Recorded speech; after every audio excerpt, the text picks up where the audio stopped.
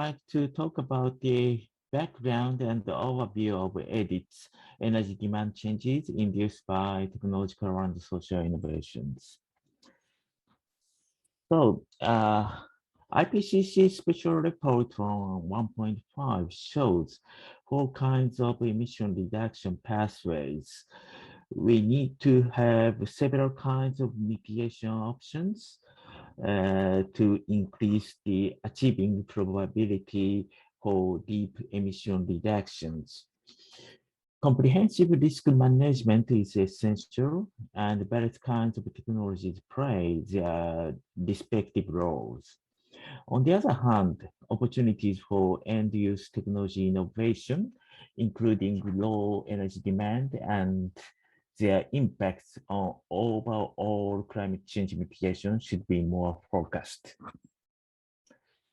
The G20 Karuizawa Innovation Action Plan on Energy Transitions and Global Environment for Sustainable Growth states we recognize the importance of quantitative analysis on better understanding future energy demand and supply, and the role of innovation of both sides driven by digitalization, AI, IoT, and the sharing economy.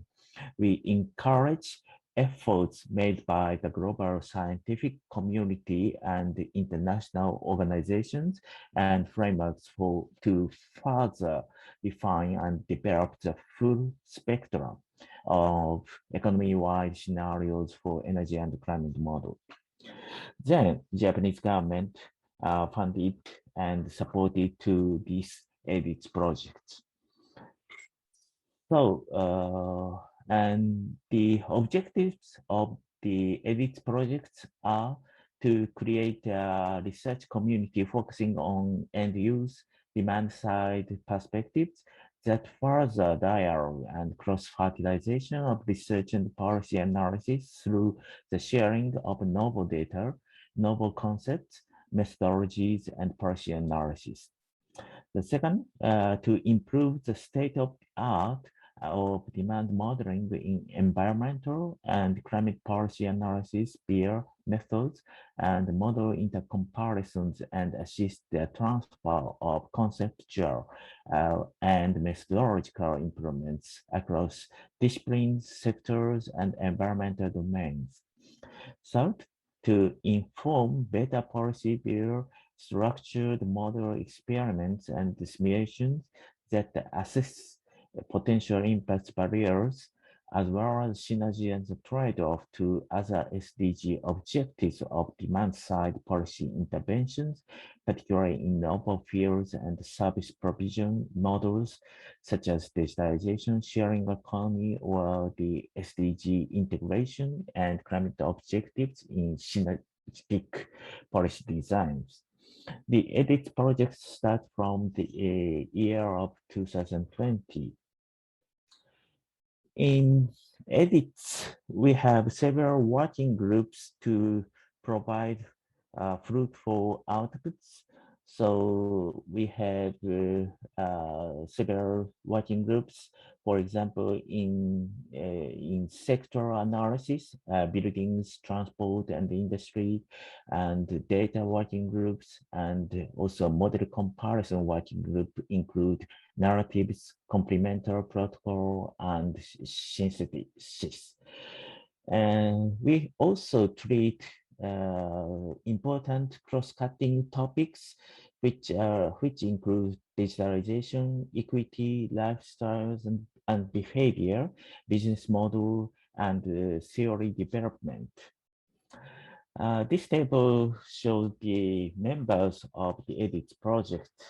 Lots of distinguished researchers from many countries, both in developed and developing countries, involved in the EDITS project. So I will talk about some topics while the following speakers, all of them are distinguished researchers, will talk about these topics. So I would like to talk just talk about these topics just shortly. There is ample room to improve energy productivity in end-use sectors. However, currently there are significant barriers to enjoying the possible productivity improvement because of hidden costs. Nevertheless, IT, AI, and other related technologies may overcome the barriers at affordable prices. So some studies try to estimate final energy demands according to bottom-up measures from required service demands for decent living standards. Much larger energies compared with those for decent living standards are consumed, particularly in developed countries. So this is the learning rate of energy technologies, both in supply and demand side end-use sectors.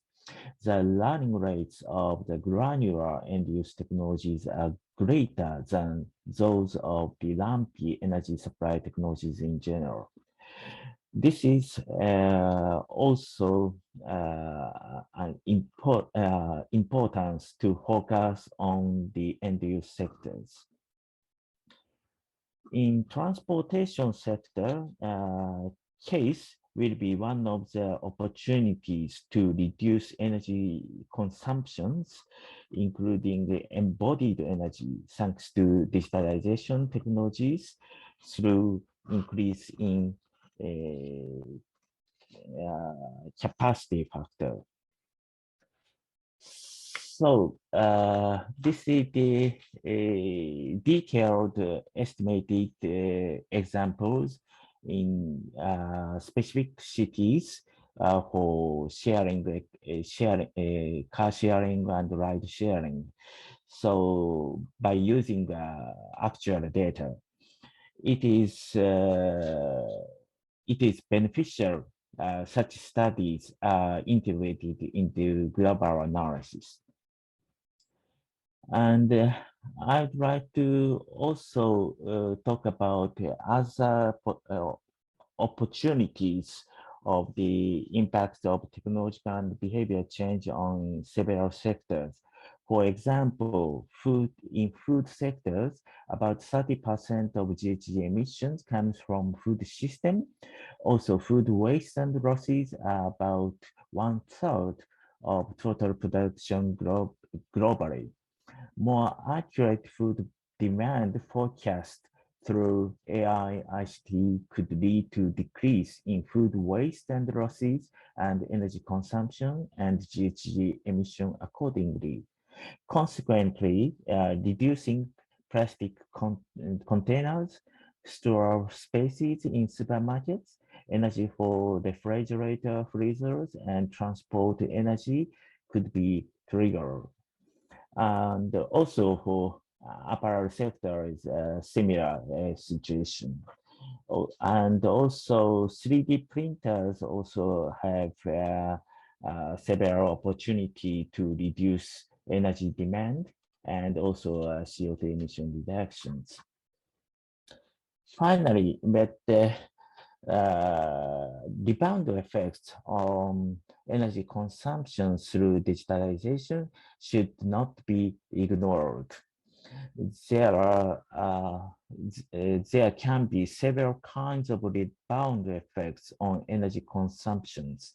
Basically, reductions in energy consumptions due to improvements in digitalization technologies are estimated.